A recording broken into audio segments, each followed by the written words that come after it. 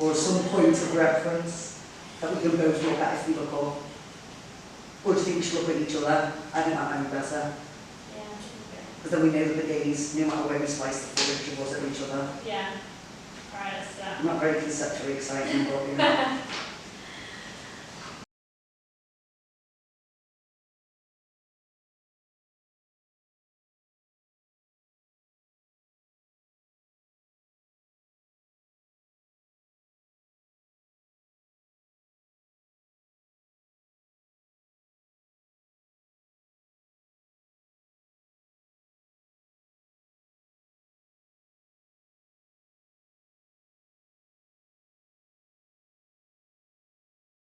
Dear HB, Dear MC, on the 28th of March, we were midway through this project of researching and writing our own definitions for sentimentality. We'd done a lot of reading, or rather you'd done a lot of reading, and sent me off in the direction of texts that you found most useful, and we'd interviewed participants about objects they deemed to have sentimental value. At this point, you asked me if I thought our collaboration was sentimental, and in a fashion very typical of me, I went back and forth between saying it was and it wasn't. To be honest, I still don't have a straight answer, but I would say that the letter writing, which has come to be central to our collaborative practice, is definitely sentimental. As part of cataloguing my work, I've been sorting everything into categories, and letters is a growing one. From the unopened letters that I can't bring myself to throw away, to the children's book I've kept, to our co-collaborator's letter which she felt she had to photograph before throwing away. Letters are sentimental. They contain thoughts, feelings, hopes, ambitions. They can elicit joy, fear, panic, or just plain boredom. Choosing to write about sentimentality in the form of letters seems pretty sentimental to me. Before we decided on the format of a discussion or debate through these letters to each other, we were asked if, by writing together, we wanted to form one identity with our voices becoming indistinguishable from each other. Our reaction was an instant and unanimous no. The joy of collaboration is in the friction, it's in the third space, and for us, that's only achievable through maintaining our individual voices. Rachel Lemon describes how, in a traditional artist-audience relationship, the artist acts as the sender and the audience as the receiver. The audience doesn't alter the message, it remains the same for all future participants. However, in a collaboration, we take the role of both artist and audience. We receive, but then we have the authority to alter and reply. As writers, we're no longer crafting our work and sending out to the world to be received by the reader. We take on both the role of sender and receiver, and a call and response ensues.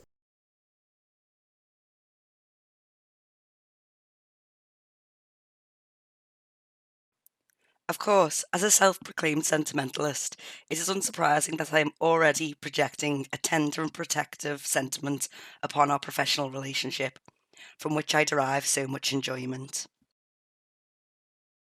I believe our use of letter exchange was both stylistically appropriate at the time, whereby sentimentality was the context, but also emotionally appropriate for our developing collaboration. I agree that the friction between our beliefs became the most rigorous and enjoyably challenging part of our writing. We became the embodiment of our opposition, forcing reflection at every point, sustaining continuous learning and reflection. As we offered the rebuttals necessary to interrogate what the other was saying, it inspired frustration, at times anger, propelling the need to justify oneself. However, the appraisal that followed our understanding and respect for each other's point gave momentary feelings of victory and self-validation. I wonder if the readers ever shared in that dichotomy of emotions, the same way you find yourself cheering for the underdog whilst watching some corny action film. The zeal to maintain our idiosyncratic voices feels suspiciously typical of our roles as artists, whose integrity is so precious to our identity. By using the exchange of letters as an authentic way of carrying those distinct voices, helped circumvent that saccharine and mawkish stereotype associated with epistolary communication. To call ourselves artists or letter writers, or indeed friends, would be doing a disservice to the complex nature of what we have constructed. You introduced the roles of sender and receiver as the fundamental positions within the call and response method. But we weren't the only primary participants in that call and response, were we? The interviewees, who weren't just interviewees, but data, privy to the emerging conversation early on, they were case studies and collaborators too. The sentimental objects they offered that became the trajectories through our study. They were storytellers whose recollections and emotional responses to the objects became the objects of fascination. I wonder where you see them in the spider diagram of performative roles.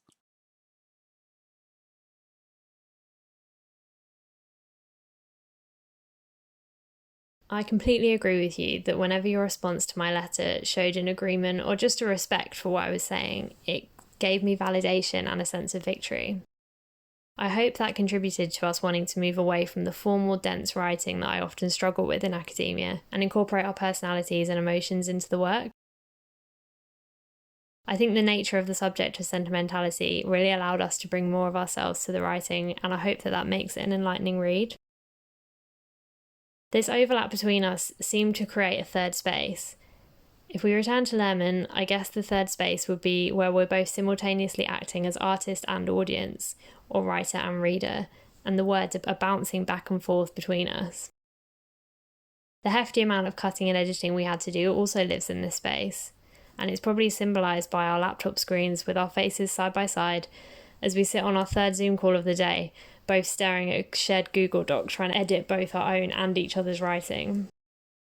One of us writing something and the other instantly deleting it. That third space was also created in the interviews we conducted as part of our research, speaking to participants about objects they owned which held sentimental value to them. Opting for semi-structured really suited what we were doing, as we could quiz the participants on what they believe sentimentality to be, but it also provided space for a back and forth, allowing me to work through my own relationship to sentimentality. I remember in one of the first interviews I did, the interviewee turned the question of what sentimentality is back on me, and it gave me a chance to take stock.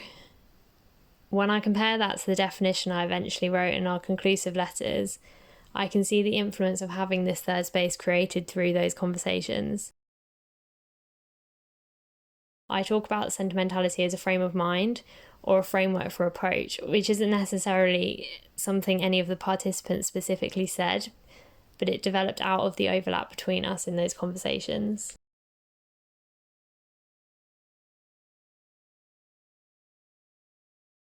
The very act of defiance in our rejection of the traditional dissertation framework speaks of our courage and discontent with the sterility and formality of academic writing. Such an emboldened move could only come from our own quest for enlightenment, our spirit, done away with the stiffness of essay writing. This vexation is a continuation of when we grappled with the existing definitions of sentimentality. We traced its decline through the literature and subsequent statements made during the early 19th century. Think Oscar Wilde, his ultimate condemnation of sentimentality as the bank holiday of cynicism. The nail in the coffin, if you like, which secured sentimentality's fate as a moral defect by the 20th century. Done our way with the obsolescence and redundancy of these assertions, their far-removed context of sentimentality's everyday use and manifestation, and the self-aggrandizing and the supposed superiority from the mouths of which they come with loaded words and ethical inferences. Words bouncing as if they had physical matter, a directional movement and gravity of their own. If words could move, where would they take us? Reminds me of the scholar Sarah Ahmed. She claims that she follows words in both their concept and their practice, slinging words around to the point that we may question if we're spelling them correctly. Hopefully by exercising them so pedantically, even the reader begins to question the comprehension of their meaning. Thinking about the third space as a catalyst, as the thing that provided the room and breathing space to flex this unconventional method of academic writing.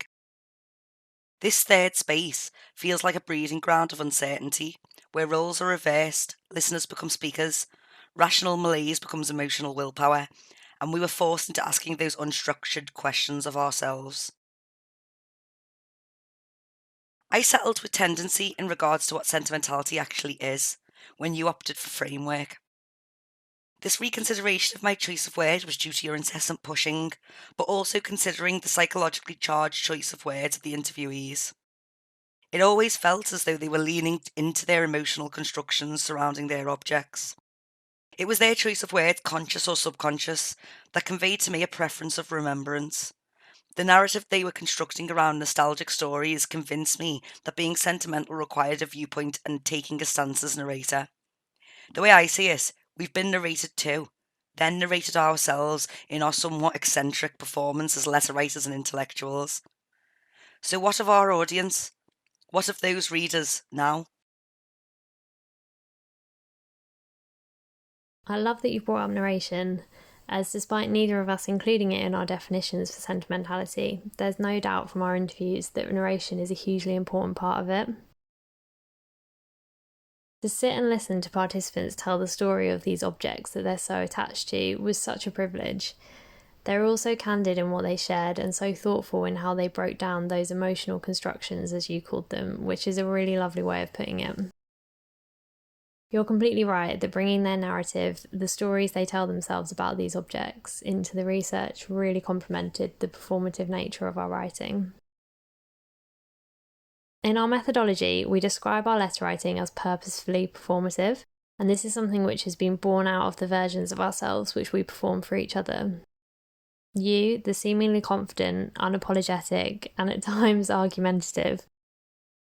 Me, often taking longer to reflect and sometimes more prone to listening than to speaking. By performing these roles and then allowing the reader in to see them, I think we partly make them a voyeur, witnessing private correspondence where we both write more honestly and more vulnerably for each other than for an unknown audience.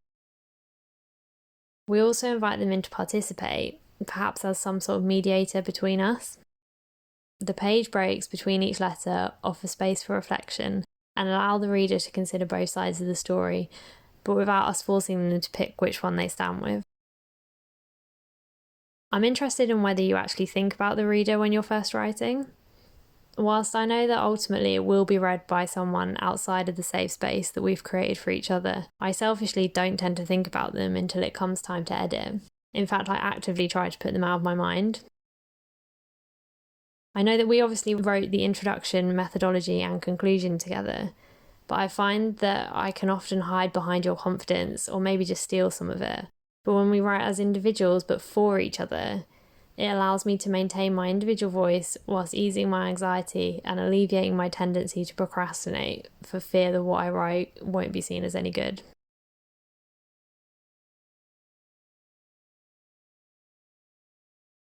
The description of the very powerful act of being included in the personal recollections of our interviewees is very sentimental indeed. This act of revealing, although having a secondary process of editing and refining in the case of our collaborative writing, is still quite an undressing. Once exported from the privacy of Google Docs, our contentions are laid bare. Therefore, the honesty and sincerity of arguments offered must make it difficult for the reader to pick sides. Pairing performance with narration makes me feel as though it's somewhat disingenuous, but it has never felt that way. That's why I always find myself questioning how much of it is a performance. This ties into the idea of roles. Despite us being actors in certain parts of our work, I never feel as though I am acting. It's the same unsettling feeling I have towards the use of the word voyeur, as though someone is deriving pleasure from something private. What we are giving to the viewer, like you rightly said, is the opportunity to mediate. Nothing perverse, just a consumption of an earnest exchange. I never think about the reader when I write, but I do think about the listener when I speak. I actually think as soon as you share your writing with me, the safe space is compromised because I am your first audience, the first judge and critic. It is the collaborative confidence of our pairing that reinstates the safe space for us sharing it with the reader. Once our dialogue is shared, it inherits the need to mean something. That's why choosing the most appropriate, the right word in our definitions, in pushing one another to choose that word, will always be intrinsic to my practice and the thing I look forward to most in your correspondence. Looking forward to your response. MC. HB.